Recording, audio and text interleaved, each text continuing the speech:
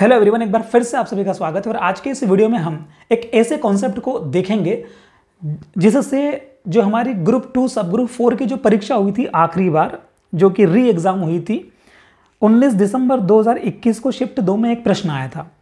आप प्रश्न यहाँ देख रहे होंगे, ये वाला प्रश्न आया था। और सहायक समपरीक्षक ये परीक्षा हुई थी दिसंबर में 2021 में, तब का ये प्रश्न है। इस प्रश्न को करने के लिए हमको कौन सी टेक्निक यूज़ करना चाहिए उसके बारे में हम आज डिस्कस करने वाले हैं। और ऐसा ही एक प्रश्न और एसएससी सीजीएल में आया था जो कि 20 फरवरी 2018 को आया था, उसको भी हम आगे देखेंगे।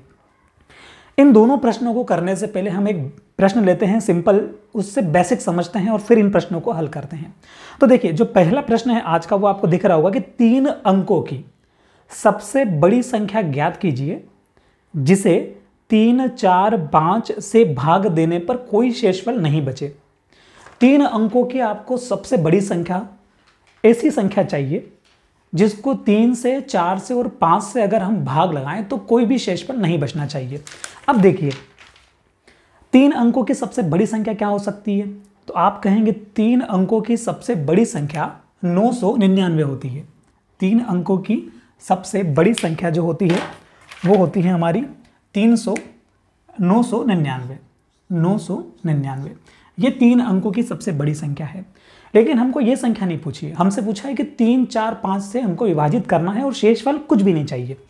अब वो संख्या सोचने के लिए हमको पहली जो स्टेप लेनी पड़ती है ना, पहली जो स्टेप होती है, आप स्टेप याद रखिएगा। जो फर्स्ट स्टेप होती है वो होती है कि आप एलसीएम ले लो, ठीक है।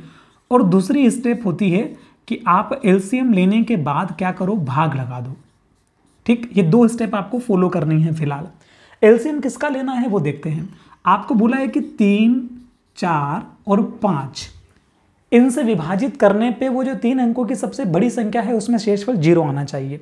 तो आप सबसे पहले जिससे आपको भाग लगाने की बोल रहे हैं, मतलब कि 3, 4, 5, इसका एलसीएम ले लो। तो 3, 4 और 5 का जो एलसीएम आएगा ना, वो आएगा 5 चौक 20, 20 तिया 60 एलसीएम आपको मिलेगा। आप चाहें तो इस प्रकार से जो हम एलसीएम लेते हैं 3, 4 और 5 ऐसे भी ले सकते हैं।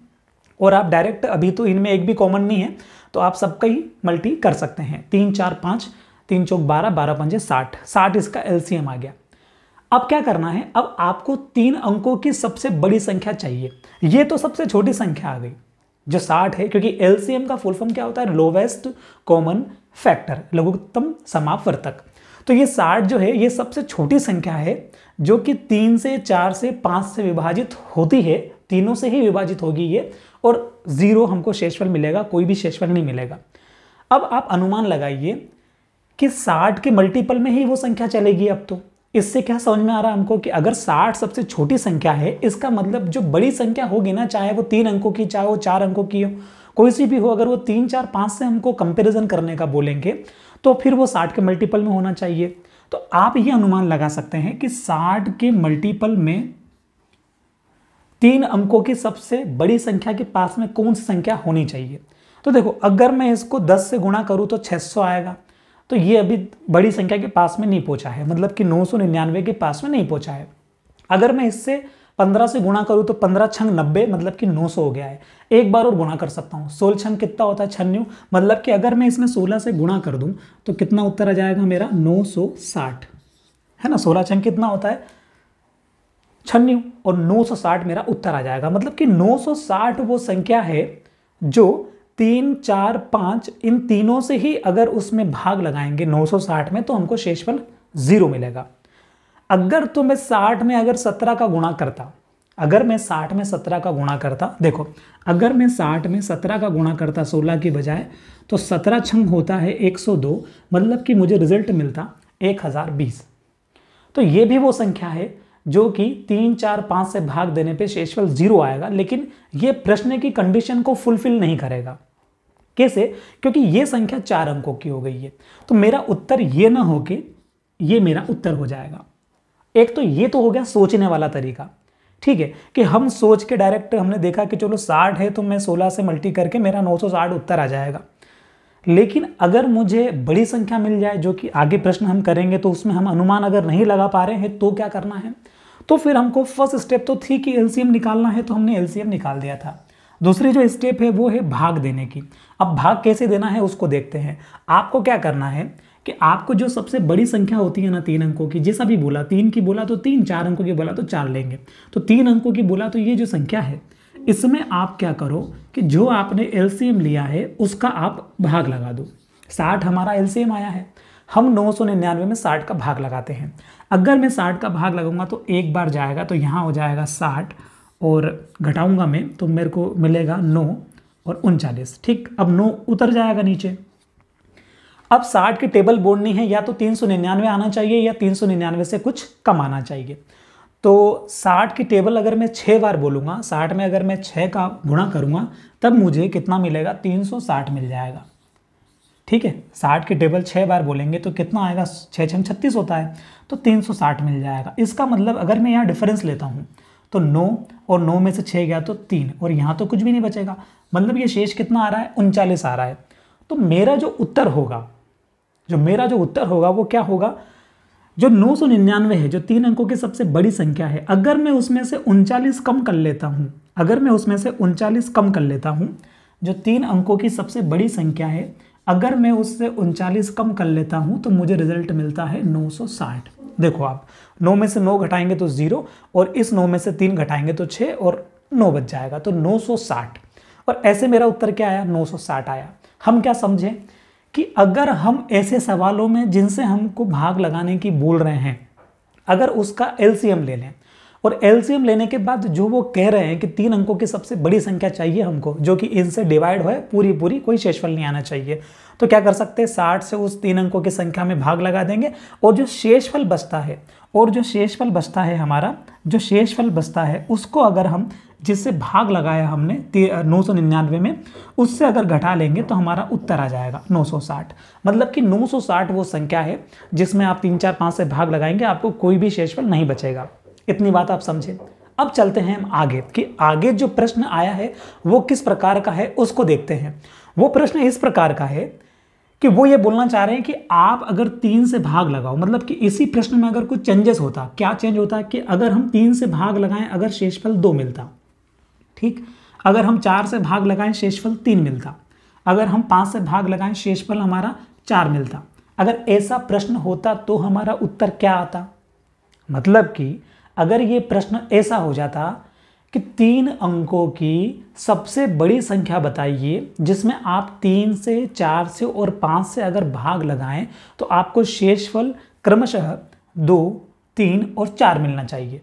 अगर ये सवाल ऐसा होता, जो कि आगे आने वाले सवाल जो पूछे गए हैं वो इस प्रकार के हैं, तो अगर 2, 3, 4 का होता ना तो हमको क्या करना पड़ता है, हमको इस प्रकार के सवालों में आंसर लाने के लिए इससे एक स्टेप और आगे जाना पड़ता है।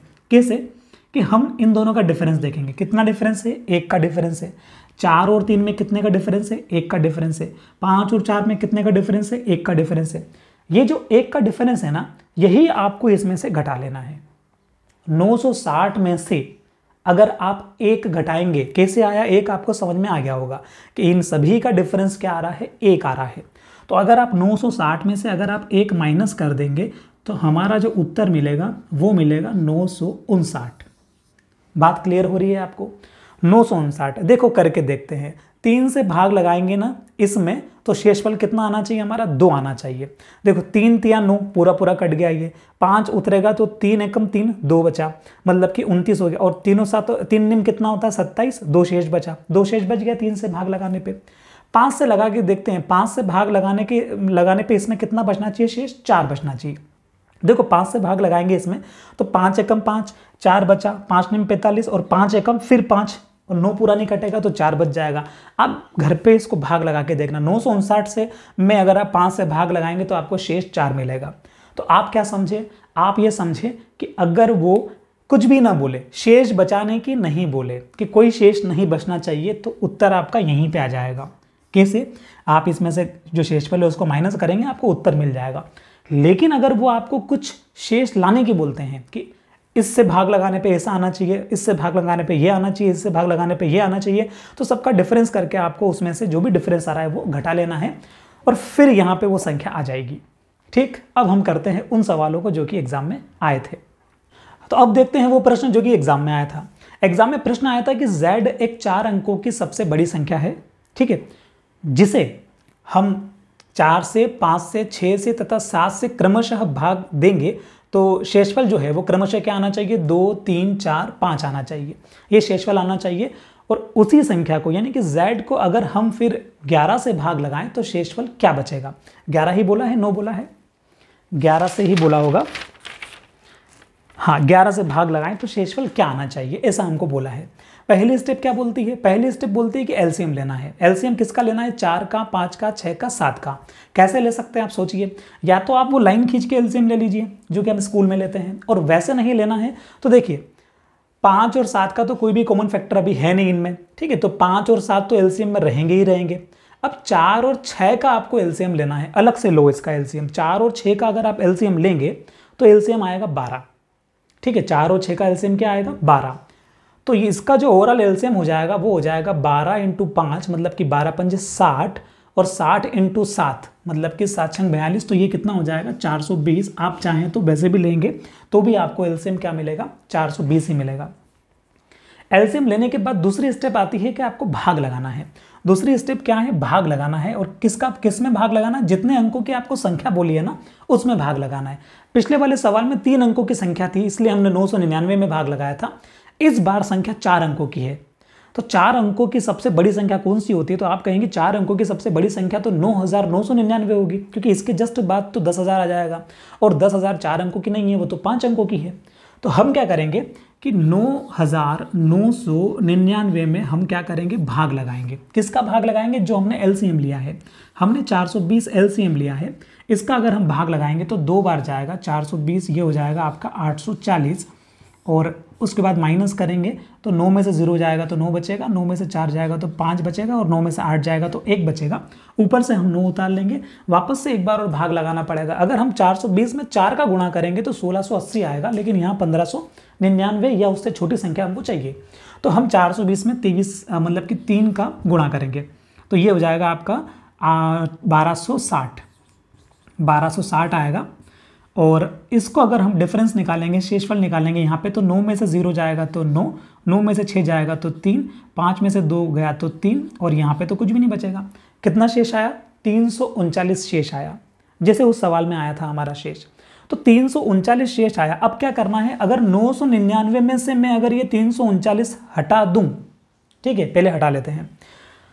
अगर मैं 9999 में से ये 339 जो आया है, अगर मैं इसको हटा लेता हूं तो 9 में से 9 जाएगा तो 0, और 9 में से 3 जाएगा तो 6, और 9 में से 3 जाएगा तो फिर 6, और यहाँ हो जाएगा मेरा 9, ठीक है, 9660 आएगा, 9660 आएगा अगर मैं 9999 में से 339 घटा लूँगा तो। अब ये 9660 क्या आया है, ये वो संख्या आई है जो 4 से 5 से 6 से 7 से पूरी विभाजित होती है। बात समझ पा रहे हो, ये वो संख्या है 4 अंकों की। अब क्या करना है, हमको ये संख्या नहीं चाहिए, हमको तो ये पूछा है कि 4 अंकों की वो संख्या बताइए सबसे बड़ी से बड़ी, कि अगर आप 4 से भाग लगाओ उसमें तो 2 शेष बचे, 5 से भाग लगाओ तो 3 शेष बचे। तो मैं क्या समझाना चाह रहा हूं आपको कि शेष बचाने की बात बाद में है, पहले तो वो संख्या फाइंड करनी है जो 4 से 5 से 6 से 7 से पूरी विभाजित होती है। तो हमने वो संख्या फाइंड करी, ये मिली। अब हमको निकालना है z, जो इस सवाल में बोला है z। वो कैसे निकलेगा, वो निकलेगा कि आपको क्या करना है, इनका कॉमन देखना है। 4 और 4 में से 2 आप घटाएंगे, क्या कॉमन दिख रहा है आपको, 2 कॉमन दिख रहा है। इन दोनों में क्या कॉमन दिख रहा है, 2 common in the sense difference. इन दोनों में क्या डिफरेंस दिख रहा है, 2। इन दोनों में क्या डिफरेंस दिख रहा है, 2, है ना, कॉमन नहीं करना है, डिफरेंस, ठीक है। 4 में से अगर 2 का डिफरेंस लेंगे तो 2, 5 और 3 का डिफरेंस 2, 6 4 का डिफरेंस 2, 7 और 5 का डिफरेंस 2। हमको इन सभी का डिफरेंस 2 दिख रहा है, तो जो आपको डिफरेंस दिख रहा है ना वो आप इसमें से घटा दो। तीसरी स्टेप क्या है, z निकालना है, जिसमें आपको क्या करना है, जो डिफरेंस है उसको क्या करना है, डिफरेंस को माइनस करना है, ये आप याद रखेंगे तो आपको z मिल जाएगा, ठीक है। ये z कभी परीक्षा में m भी बोल सकते हैं, कुछ भी बोल सकते हैं इसको। तो हमको तो क्या, हमको समझ में आया कि डिफरेंस जो है ना वो हमको माइनस करना है। 9660 में से अगर आप 2 माइनस करेंगे तो आपको मिलेगा 9658, ठीक। ये आपका आ गया है z, ठीक। मतलब कि ये वो संख्या आई है जो कि 4 अंकों की है, सबसे बड़ी संख्या है, प्लस अगर आप 4 से भाग लगाएंगे तो 2 आपको शेष मिलेगा, आप करके देखिएगा। अगर आप 5 से भाग लगाएंगे इसमें तो आपको 3 शेष मिलेगा। अगर आप इस संख्या में 6 से भाग लगाएंगे तो आपको 4 शेष मिलेगा, और अगर आप इस संख्या में 7 से भाग लगाएंगे तो आपको 5 शेष मिलेगा। बात क्लियर हुई? अब हम आते हैं आंसर पे। उन्होंने बोला है कि इस z में अगर आप 11 से भाग लगाओगे तो शेष क्या बचेगा, ये उन्होंने पूछा था।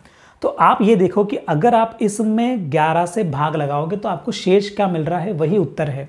देखो इसमें 11 से भाग लगाते हैं, 11 8 88, 6 और 2 8, मतलब कि 85 हो जाएगा। 11 7 77, मतलब कि 5 और 3 8 हो जाएगा, और 88 बचेगा आखिरी में। तो 11 8 88, मतलब कि ये पूरा ही 11 से कट जाएगा, कोई शेष नहीं बचेगा इसमें हम 11 से भाग लगाएंगे तो हमको शेषफल 0 मिलेगा। तो उत्तर क्या आएगा मेरा, 0 आएगा।